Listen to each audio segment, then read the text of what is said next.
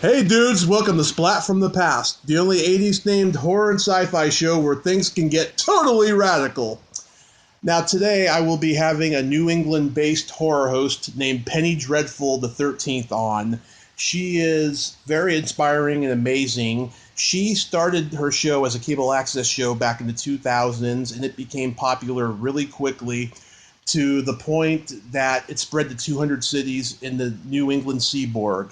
And I'm having her on today, finding out a little bit about her, who she is and stuff, and I'm pretty excited about that. I love talking to horror hosts because I'm aspiring to be one, and it's going to be pretty cool. So, yeah, here is my interview with Penny Dreadful the 13th. Hi, Penny. Hi, Tommy. Yes. Hey, how you doing? I am great. I am just spectacular.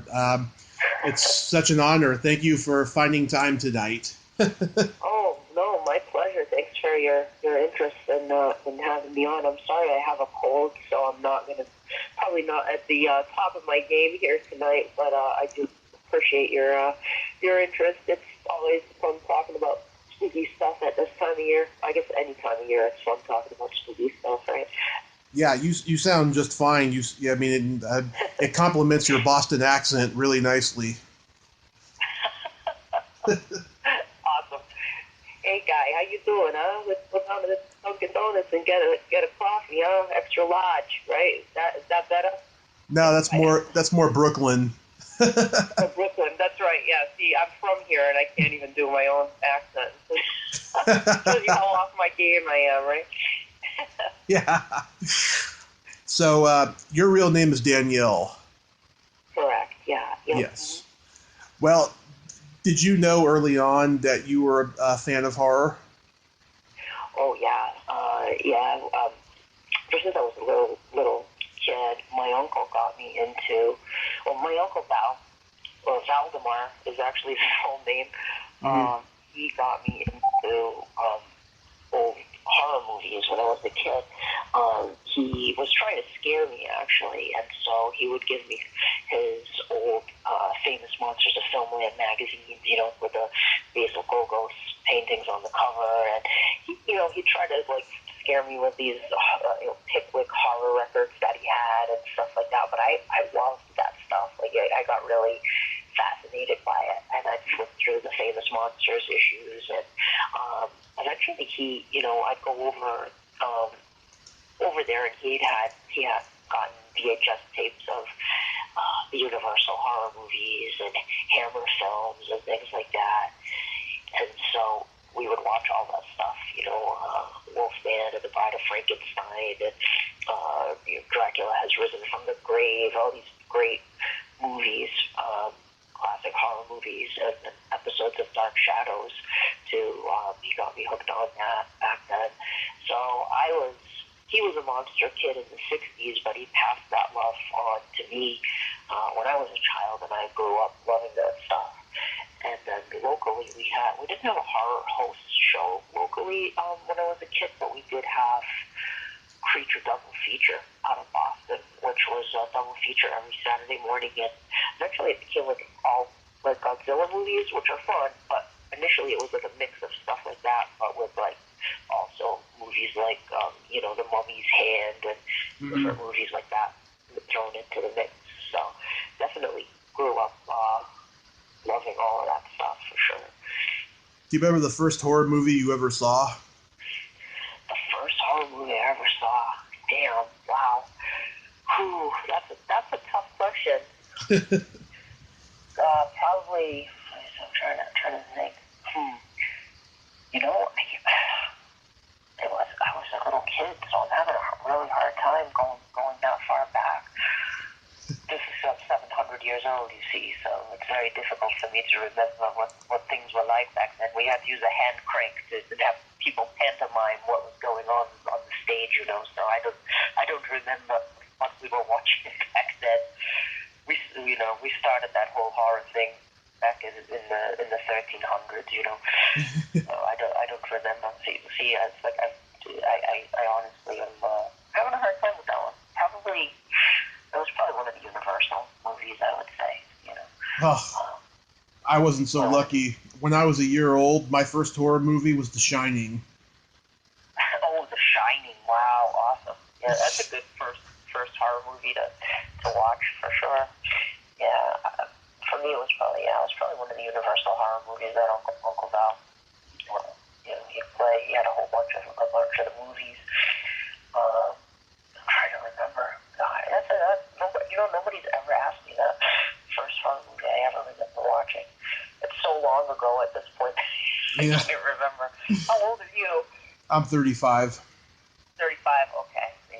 I'm 10 years older than you are. So once you get after 40, it all starts to go tawny. You just start to forget everything. The early memories start to fade away.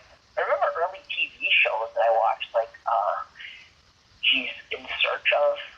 Remember that? It was like Leonard Nimoy, and they were looking for. I never saw it, but I heard about it later. Yeah, it was like this TV show where they were always looking for today's episode explores the Bridgewater Triangle or the Bermuda Triangle. Yeah. With all kind of weird stuff like that. And then they'd always have movies on Creature Double Feature that I'd watch every Saturday. And I just remember watching a variety of different films. The Monster Club with Vincent Price, and John Carradine, all kinds of weird stuff that they would show on local TV back then. And then Commander USA came along. Oh, I loved him. Teenager. Yeah, I used to love. He was kind of my introduction, I guess, to watching a horror host. Was Commander USA. Even though he wasn't a horror character, he was a superhero character, but he showed all kinds of crazy movies, and I used to love watching Commander USA. I watched lots of stuff on his show, Paul Naschy movies and stuff that you never really saw anywhere else. He would show, and it was I recorded a lot of stuff off TV too. I remember recording. Yeah. House of Wax, and a lot of back then you didn't know DVRs or anything like that. So once the VCR came along, though, that was awesome because you could program it to record something in the middle of the night that you couldn't see during the day. So that's how I got to watch a lot of the different movies that I hadn't seen before. It was just by recording them off TV, and I started kind of collecting them at that time. I was probably early teens at that point. Yeah, good times. Fright Night. I remember watching Fright Night. That was here's one I remember. This is an early one that I remember watching. So it probably was not one of the first horror movies I saw, but it was an early one. Was American Werewolf in London. Oh, I remember watching that at one of my other uncle's house. He had all these movies, and I was I'd always wanted to see American Werewolf in London, but my parents wouldn't take me to the theater to see it because I was pretty young when that came out. So he taped it off HBO or something, and I remember watching that. Being super it was funny but terrifying at the same time. I don't know. It was a fantastic movie. Yeah, it's a great movie. I love it. Yeah. So when did you start performing and stuff? I actually was in high school. I was really introverted. I was not involved with the drama clubs or anything like that. Yeah. A lot of people are surprised by that. I thought I would be a drama kid. I definitely wasn't. I was I'd wear a lot of black, and I was really quiet, introverted. I had my good group of friends. We were the weirdos, but we were not. I was not involved in any sort of theater stuff until, it was my junior year of college, and at the time there was an open mic going that was about to start, and they were going to do comedy sketches, and I always loved, in addition to horror, I always loved comedy too, especially classic comedy and sketch comedy and stuff. So they were going to do a sketch troupe, and I went with the idea of writing sketches, and the guy running it asked me to perform as well, and the sketches and then the improv troupe that they were getting off the ground, and I said, no way. I said, I have no desire or ability to do that. I just want to write. I want to kind of be behind the scenes. And he really wanted me to do it and pulled for me to join this improv thing. He said, I think you'll be good at it. And I started doing it, and I loved it. It was like, because improv, there's no script. You're out there, you get suggestions from the audience, and you just create a scene on the fly. And that was kind of my first taste of performing, and it was like exhilarating, like flying without a net kind of a thing, because there's no script, there's nothing. You're using your imagination to create something, and you're feeding off that energy from the audience. And I really enjoyed doing it. And shortly thereafter, it was my friend Derek Braid, and also my friend Garrett LaFrance. They both were involved in the college theater shows, and they were in My Fair Lady at the time, and they said, oh, you should come and do My Fair Lady with us too. And I said, oh no, I don't want to do any plays, I have no knowledge. I'll do the improv, but not the plays. And they're like, come on, it'll be fun, you'll like it. So I went to the rehearsal, and the director gave me a part with, I think I had like a couple of lines. I was one of the servants. I got cast as like one of Henry Higgins' servants. And so I started doing theater, and I got sucked into that too, and I was enjoying that a lot, creating different characters and stuff. So it was kind of like I was kind of pulled into it. It was not something that I gravitated to at all, because I was kind of quiet and shy, So it really got me to come out of my shell doing the theater, and ever since then, that was 25 years ago. So I've done a lot of plays since then, and a lot of improv, and been involved in a lot of different comedy troupes and theater companies and things. I haven't done a show in a couple of years. The last show I did actually two kind of horror-related things. I did Young Frankenstein, the musical. It was Frau Blucher. Nice. And then I got cast as the Wicked Witch of the West in The Wizard of Oz, and when I'm typecast, I'm always a witch. Yeah. So that was fun. Yeah. Yeah, I'm a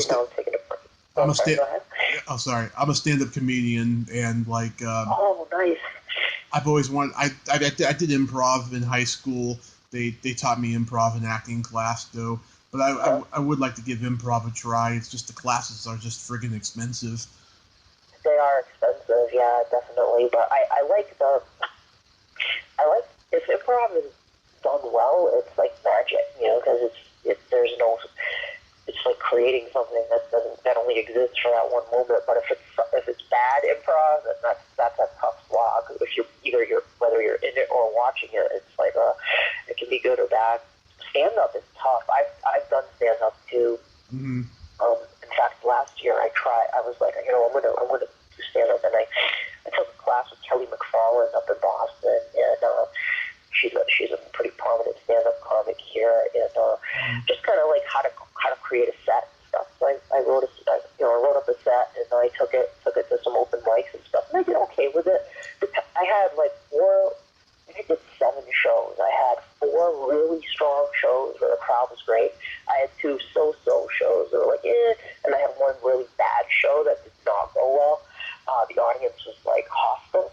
And it was one of these shows where, I'm sure as a stand-up comic, you've probably experienced this. It was like in a restaurant, and nobody was paying attention to the comedians. Like the comics were doing their sets, and people were talking over the comics, and I was like, it threw me, because I was like, geez, this crowd is not here for the comedy at all. They're just like, it's just like background noise practically. I thought that was kind of disrespectful. Like if the comedians are performing on stage, like the audience shouldn't be talking over the comics. But been in that situation many, many times. It sucks. It sucks about open mic, Mm-hmm. So how did you come up with Penny Dreadful and the show? Well, okay, so back in '98, my friend Ivan and Ivan, who wound up playing Dr. Manfred von Bülow, who was one of sidekick characters in the show. He was the retired vampire hunter who lives next door to Penny Dreadful. And he's Ivan and I are old friends from high school. We used to watch Commander USA and talk about it and stuff. And so Ivan and I, back in '98, talked about doing a horror host show. Because we remembered Creature Double Feature, and like, oh, it would be cool if we did like one of those horror host shows like that. By then, I had, seen a few horror, like Zachary. I'd watched some Zachary's Horrible Horror. I knew who Elvira was, and had seen some of her stuff. And I was like, oh, it'd be cool if we did a horror host show, but we had no idea about how we could do it, like how would we get the movies and how would we put something. We had some video experience, video editing and stuff, like we knew how to do some of that stuff, but we weren't familiar with like the, movie rights, paying for rights for movies and stuff. So we kind of talked about it, but we let it drop. And then years later, I guess it was like early 2005, I had an issue of Scary Monsters magazine. And I was flipping through it, and I ran across a reference to this show called Gula Gogo. And I looked them up online, and it turned out it was this cable access TV show in New York where they did like kids.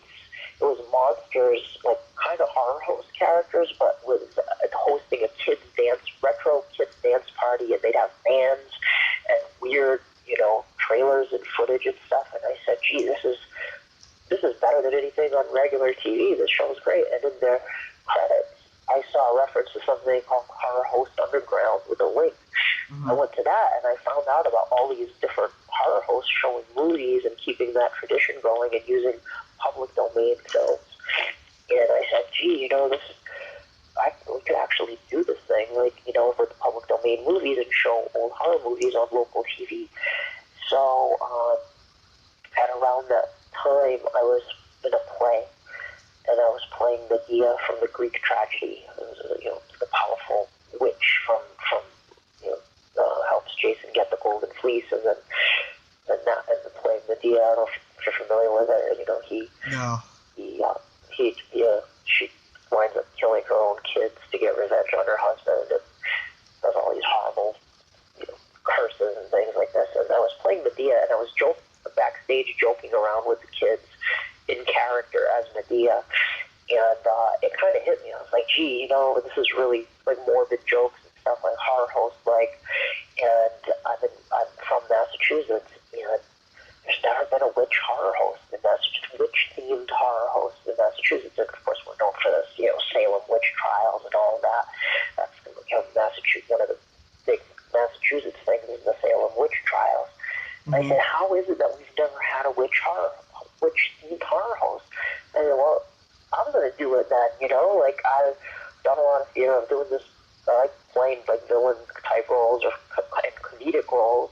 I love horror movies. I know a lot of stuff about horror movies, and I said, I really want to do this. I got like really jazzed. I was inspired to do it. Like there's all those kind of elements coming together. So I whipped up an idea. I shot it over to Ivan. And said, hey, you want to play the vampire hunter? Or the monster hunter character. And then my late husband, Magoo, who was Guru, the werewolf, I just kind of like envisioned that he would be like a non-speaking role, like growling and howling and stuff, like the comic relief sidekick character. And I mentioned, I was like, hey, you want to play like a werewolf in the show, but you only kind of talk in like Scooby-Doo talk, you don't really talk. And he's like, yeah, sure, baby, that sounds great. He got jazzed about it, and so we started putting this show together.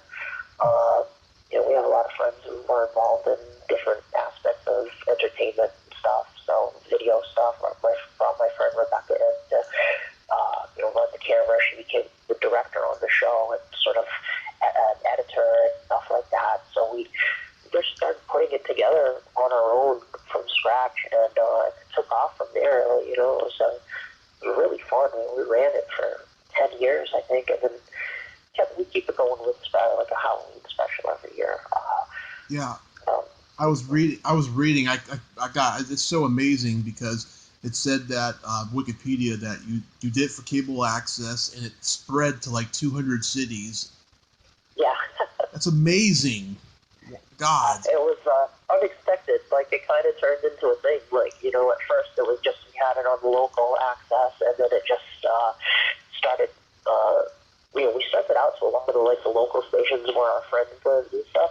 Mm-hmm. And then I guess through word of mouth, like people started contacting us and saying, hey, I heard you guys do a horror show, we'd like to run it, or hey, I live in such and such this town in Rhode Island, and my friend lives in Salem, and they watch it up there, and I'd like to get it on it here. So it just kind of started spreading to the 6 New England states, and then it went beyond that to a whole bunch of other places.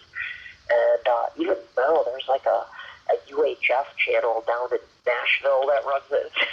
Random places it shows up that I don't even know. Like, people message me periodically. It's like, hey, I live in Wartburg, Tennessee, and I watch your show. Like, okay, I didn't even know it was on there. It's awesome, so yeah. So you guys, you shot it independently and then sold it to cable access? Yeah, no, we didn't. They didn't pay us for it. We made our money on the horror host stuff through our DVD sales. Right. That's kind of where it was. Kind of like being in a garage band. You put it together yourself.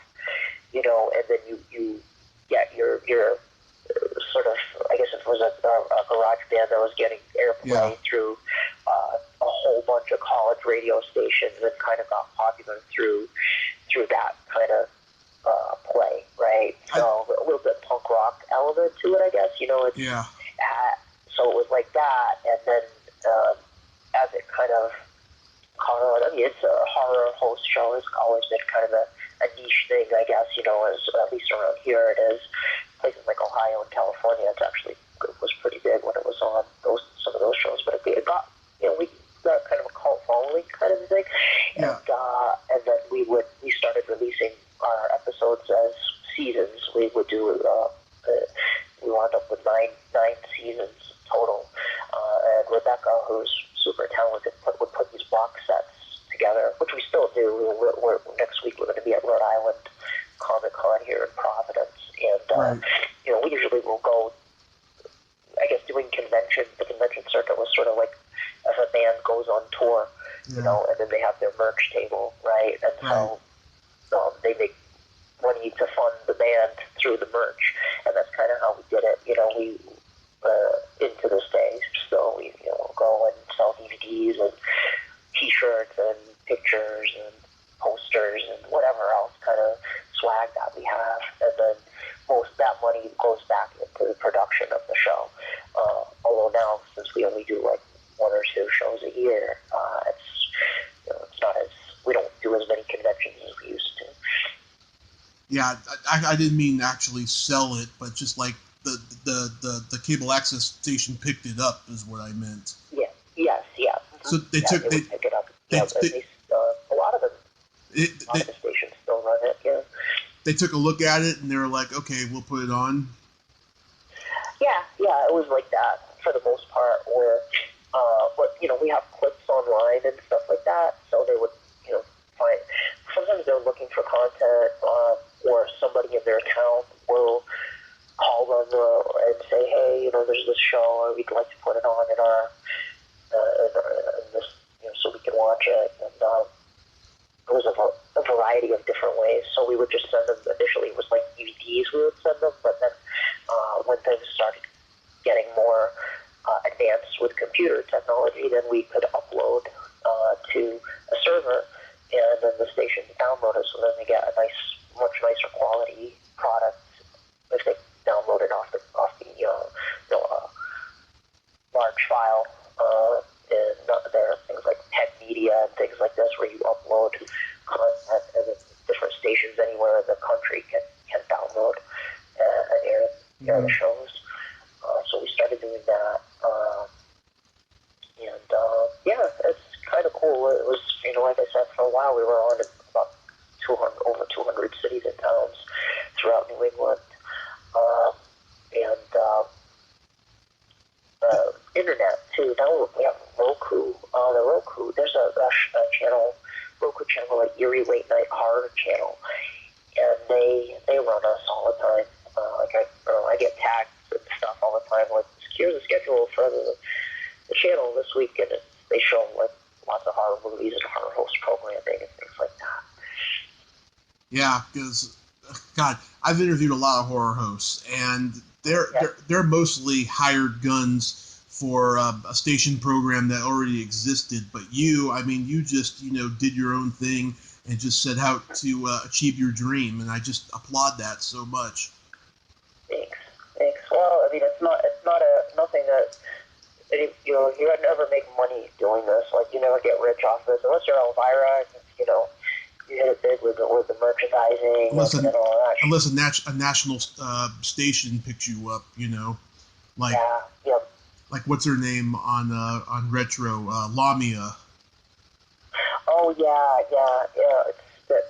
Everyone, and Svengoolie got his. Svengoolie was on TV for 30 years in Chicago, and then he was able to get his program nationally syndicated through MeTV. So you get every once in a while somebody will get something like that, or they'll work something out with a syndicator where. And this was something we talked about doing, but I honestly, we never pursued it, doing like a barter system where the station gets half of the advertising and you get half of the advertising. So the station, you make some money off of it, but you also have to pound the pavement and make commercials. You got to do you get half the commercial airtime, you provide the commercial. So I know some people who've done that kind of barter system as well. But honestly, we were kind of... I was of two minds about it. Like, I always talked about, hey, we could take this to the next level, especially when we were winning the Rondo Awards and things like this, and we were getting a lot of attention. Magazines like Fangoria and Rue Morgue and stuff were running articles about us, and I said, we are at the point where we could probably take this to the next level. And I talked about it with everyone in the group. It was a small group that was basically four of us at the time that were doing the show, and we should put a press kit together and try to pitch this to some regular broadcast station and get the next point. But it was mixed feelings about that, because on the one hand, you would get more exposure that way, and get on more channels and maybe make some money. On the other hand, I feel like there's two things. The horror hosting traditionally has been like in the 50s and the 60s and 70s, right, into the 80s, was a local thing, right? It was like the local horror host kind of thing. Like, everybody had their own horror host as their part of the country. Yep. And I really liked that. Like, I liked the idea of, we're the New England. We weren't the only New England horror host. There were other horror hosts here too, but I liked the idea of that, like the New England horror host. And then I also liked the idea that and this was, a few people in the group had this sort of feeling that, we have more control over our content. We can do things the way we want and not have to deal with a third party kind of a thing. And there are pros and cons to doing both. And I talked to some horror hosts who've been on some of these channels where they did go to broadcast TV, and it's mixed feelings. You might have, if it's a local channel that has access to non-public domain movies, see, that would be a benefit. Like, I would love to show better stuff. You know what I mean? I love some of those public domain movies, but it would be great to show, like, Hammer movie or something like that. Something that I wouldn't have access to, or The Shining. I'd love to host that movie. So I think that's a solid movie. But we never really tried. We were pretty, like, kind of, everybody was, I guess, on the team was pretty happy with how we were doing things. I had mixed feelings about it. Part of me wanted to try to take it to the next level, and part of me was pretty cool with how we were doing it. Yeah, did the network say you could only show public domain films? Yeah, and that's the thing. Yeah. A lot of the sort of the grassroots kind of horror hosts, that kind of you do it yourself kind of thing. You got to do the public domain route, because those movies you don't have to pay for the rights to show, because they're copyrighted example, like the giant Gila monster, is a drive-in B movie from the 50s. It fell into the public domain. Nobody filed a copyright on it. So those are the only kinds of movies that we could show. So we could show. I was quite surprised to find out that there were a ton of public domain horror movies, the horror and sci-fi and fantasy movies that just fell into the public domain. If you look up like Wikipedia, the list of films in the public domain, there's a ton of them. And so, we kind of dove into that well and showed stuff like Horror Hotel with Christopher Lee or The Last Man on Earth with Vincent Price and all these, movies with a lot of great actors. And White Zombie with Bela Lugosi.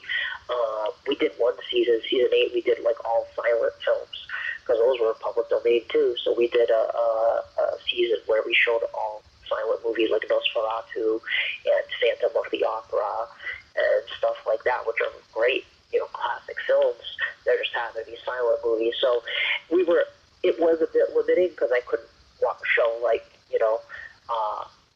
Boris Karloff's Frankenstein, I couldn't, the James Whale Frankenstein, I couldn't do something like that because I don't have the rights to do that. But we could show, instead, we could show like, another public domain film like Carnival of Souls or something like that, which is a pretty cool movie. So we stuck to the public domain stuff. And most of the horror hosts who, unless you get a package, unless like Spenguli got the, his station pays for the Universal package, so they can show the Universal horror movies. I can't afford that. And Universal is like really specific about when you air each one of those movies, and they give you kind of the schedule for when you can show that stuff. So, we stuck with the public domain stuff for sure. Yeah, absolutely. I'm in the early stages of doing my own horror movie show, and I want to do something that the audiences haven't seen before. I want to do something. I want to be very edgy and irreverent and do it more towards adults because I go to these conventions and I see all these black dressed goth kids and stuff, and like I've been around a lot of them like most of my life and stuff in school and everything. I'm like, there's no horror show catered to them and their sense of humor. They have a very raunchy kind of a sense of humor, as does I. So I kind of want to do something like that, and I have a script and an idea of what I want to do, and I'm going to get some friends together and plan it and stuff in 2019. But Nice. I wanted to ask you, though, do you have any advice? Oh wow! Well, first of all, that's awesome. I think it's really cool that you're putting that together, and I wish you a lot of luck with that. I think you'll have a great time doing it. It's so much fun to do a horror host show. So, that's the main thing is have fun doing it. It's go into it with the idea that this is gonna be like the most fun thing you're gonna do, and. I mean, you're a performer. You do stand-up comedy, so that's usually my number one thing that I tell people. But you've already got that down clearly, and you're a host on your own show. Because I always tell people get comfortable performing for an audience, because even though you're on TV or on the internet or whatever, and you don't see that audience in front of you, you have to imagine that they are right there with you. They're in the room with you. You are the one who's taken them on the journey into the movie, whatever it is, whatever your style is. Whether it's you're being creepy or you're being funny or you're being just a normal person in regular clothes, whatever it is, you are the guide for the audience, and you have to imagine that they're there with you, and they're your companion who you're taking along with you. So getting comfortable in front of with an audience and being a performer, I think, is important. Some horror hosts are not actors or anything like that, but they just have a natural sort of charisma on camera. They can kind of turn it on, and there's something charismatic about them. And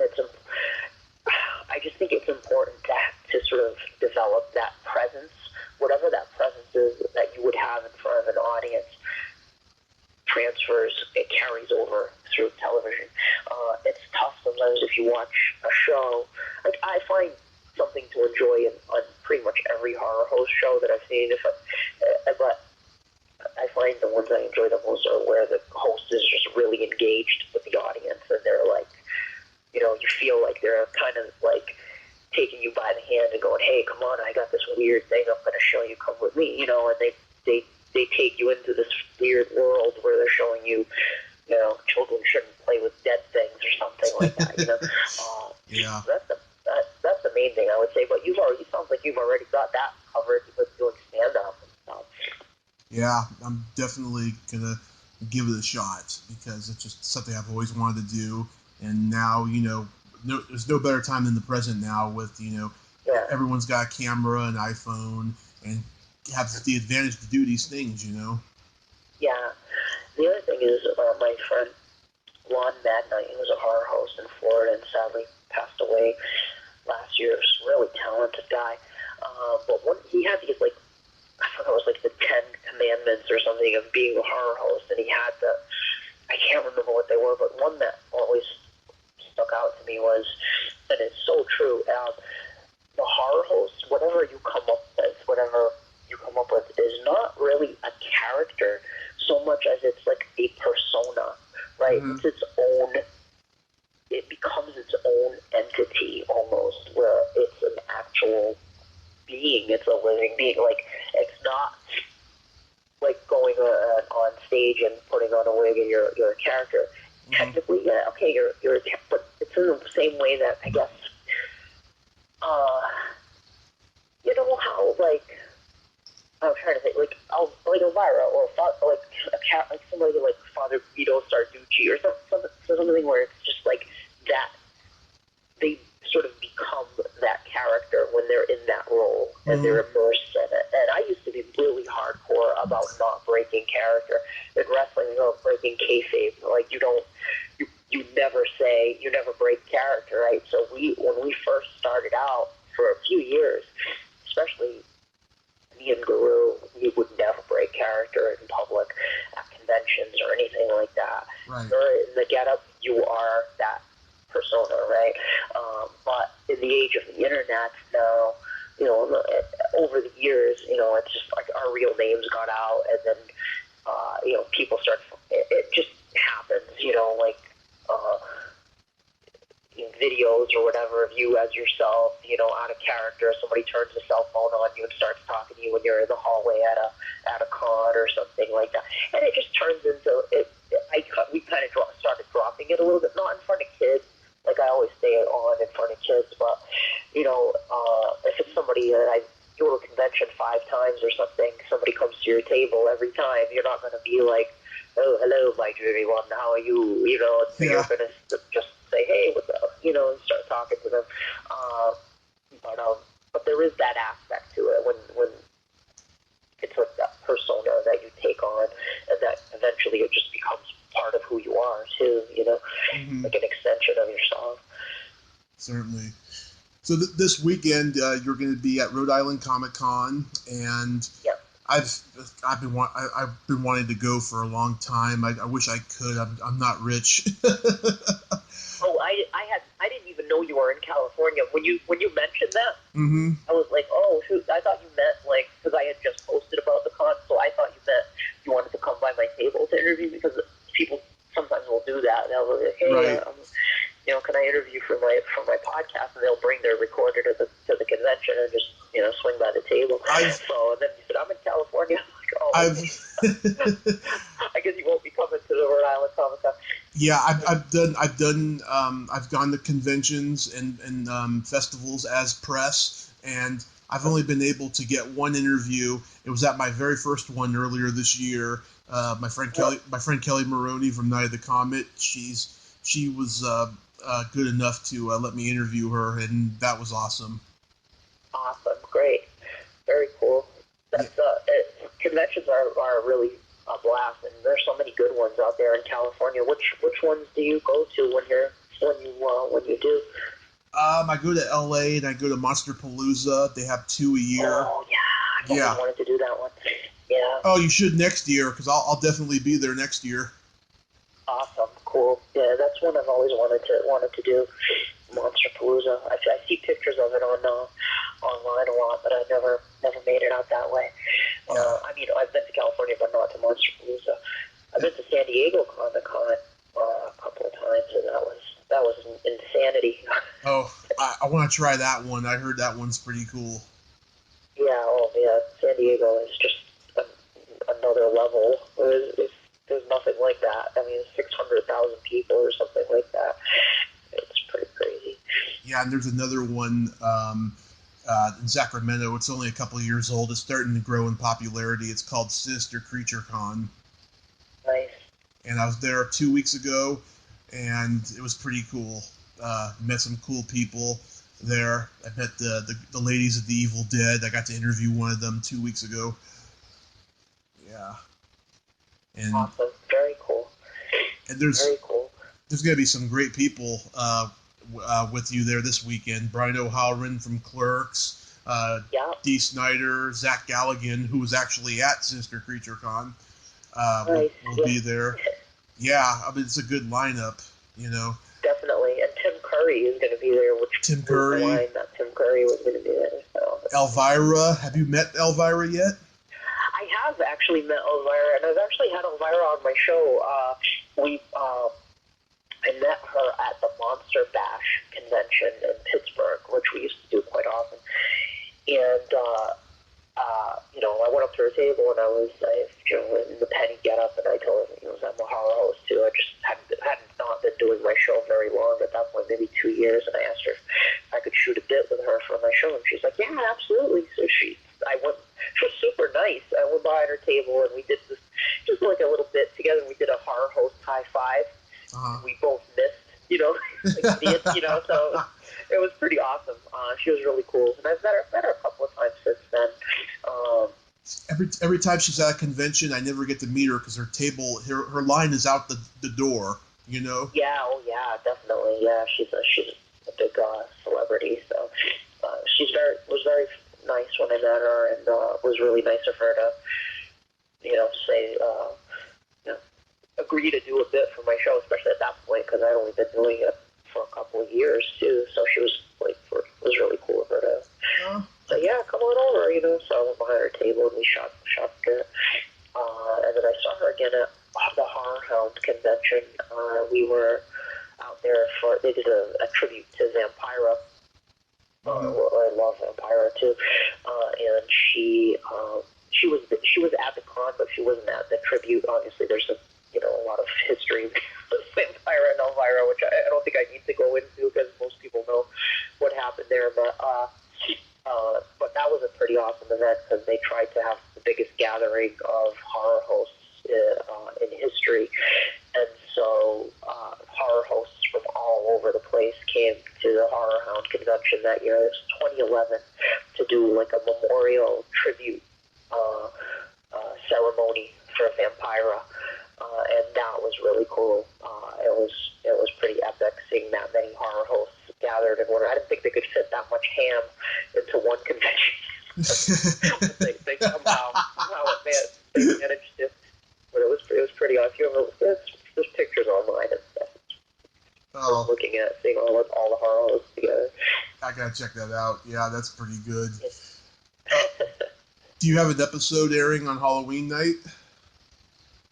We do. We shot a couple weeks ago. We went to Monster Fest down in Chesapeake, Virginia, and we kind of shot an episode on the fly there and interviewed a whole bunch of people and other horror hosts too. Like we interviewed Mr. Lobo and Dr. Sarcophagi and some of these other horror hosts who are great friends of ours and are super talented, and they were there. So that's going to be the Halloween special. It's going to be interspersed with some like Halloween cartoons and trailers and things like that. So that should be out pretty soon, either probably tomorrow or Wednesday, or on Halloween itself. That should be hitting the. I don't know if we're going to put it on. I think we're just going to put it for free on the internet this year. Yeah. In the past, we've sent it to the TV stations, or we would put it on. We have a Vimeo channel. We put it on Vimeo, but I think this year we're just going to throw it up on YouTube and be like, hey, here's a Halloween special this year. Enjoy. So. Yeah, I subscribe to your channel and stuff. Yeah, you can subscribe to mine if you'd like. Awesome, cool. Yeah, if you would send me the link for that. Oh, is that the link that you sent me, right? The one that you sent me, the link to your show, right? Yeah. Just click on my channel and subscribe, and it's easy. Okay, I'll have to check it out. Yeah, I'm down with a cold, so I've been kind of out of it. So I gotta take some time to check that stuff out because that's awesome. And how long have you been doing your show now? Your radio show. My podcast, I've been doing it a year now, and I'm just I started out the year with like 44 episodes, and now I'm at 280, and I'm just so astounded at how I've been able to just get like sometimes 3 interviews a day, sometimes 4, and it's just every day. Sometimes I'm just pinching myself. I can't believe I'm interviewing people I grew up watching.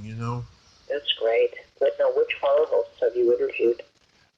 Let's see. John Stanley, who used to host Creature Features in the Bay Area. Yeah. He actually worked at the San Francisco Chronicle with my dad. They didn't know each other, but they were there at the same time, coincidentally. That's awesome. And I'm from the Bay Area, so yeah. Oh, are you? What part of the Bay Area are you in? San Mateo. Okay. Yeah, I lived in San Francisco for a couple of years. I was out that way back in 2000, 2001, 2002. Awesome. Very cool. Do you know Mr. Lobo then? Because he was out that way for a few years until he had show Cinnamon Insomnia, and then he now is based out of Pennsylvania, but he was out there for quite a few years. I've heard of Mr. Lobo. Yeah. Do you know who Miss Misery is? Yeah, Miss Misery, sure, yeah. Yep. And Miss Monster.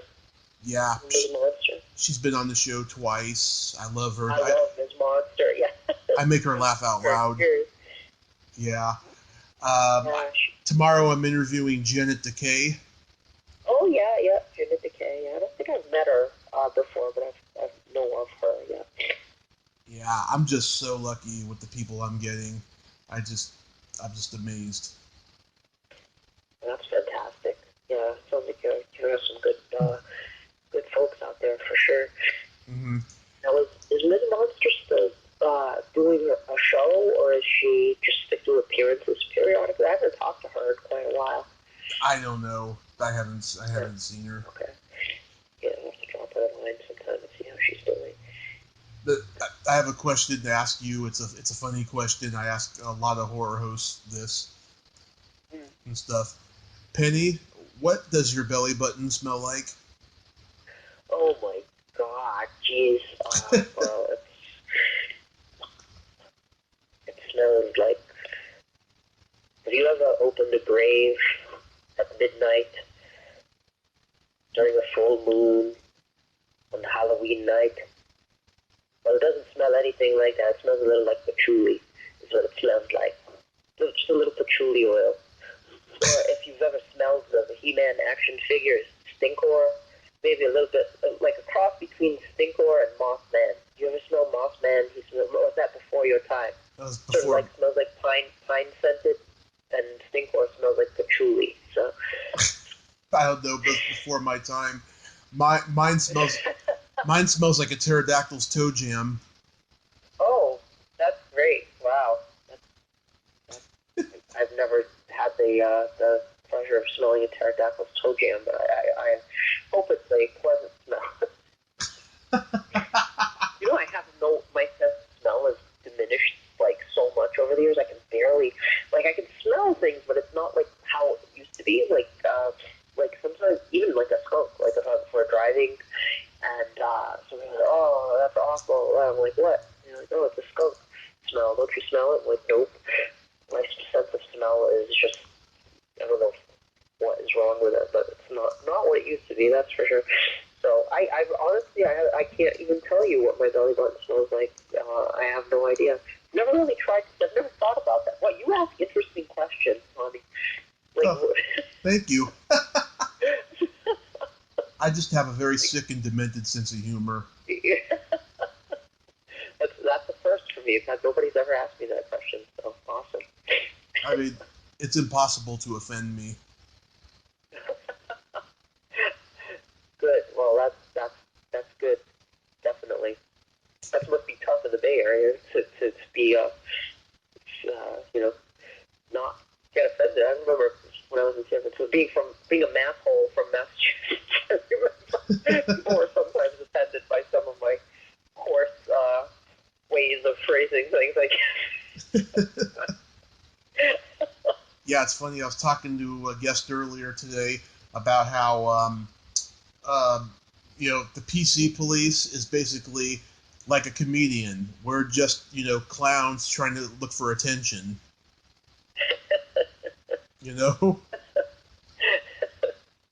I think everything is good to a point. It's like if obviously nobody should be derogatory towards anybody or put anybody down at all. But it's also like sometimes I forgot what it was. Somebody said was rolling out there, and somebody I said something that we just normally would say in Massachusetts, and somebody got all bent out of shape about it. I'm like, it wasn't anything bad, but it's like I understand too. Like you can't, with comedians especially, it's like comedians are supposed to be irreverent, right? Right.